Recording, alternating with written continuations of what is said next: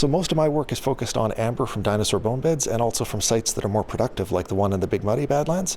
And it allows us to capture basically plant resins that are left behind at the very end of the Cretaceous, so 66, 67 million years old, and go looking inside for what got preserved. And what was the most significant find of your work? So far, a lot of our work has involved students from the University of Regina, and they've turned up a set of about 43 different insects from this one site. And it's really cool because it's the closest anyone's ever gotten to the end of the Cretaceous for sampling insects. So it gives us some sense of what happened to insects around the time the dinosaurs went extinct. And tell us about some of the other finds of your colleagues here today.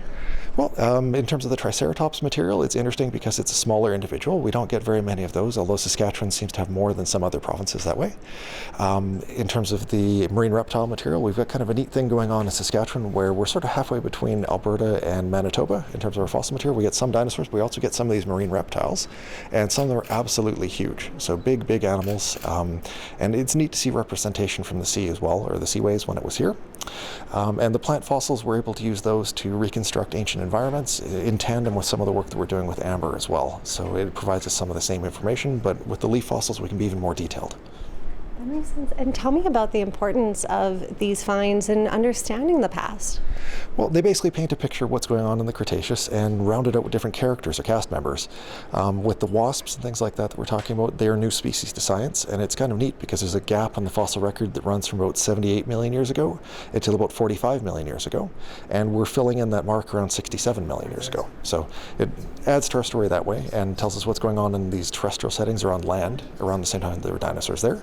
We get to see the dinosaurs themselves in terms of some of the Triceratops material, and if we go a little bit deeper in the Cretaceous or further back in time, we get to see some of these time intervals that had marine reptiles and different growth stages there too. It's not all just one sample. There are a number of specimens we're working on from Saskatchewan. So you're working on these and they're processing the fossils throughout the winter. When can the public see some of these artifacts? Well, hopefully some of this will trickle out in new gallery development for the paleontology, but we don't really have firm plans at this point. At this point, we're just getting into the actual collection and preparing material. So there's a lot of work that goes on behind the scenes, years worth of preparation in some cases, to take a dinosaur bone in rock and turn it into something that can be shown to the public.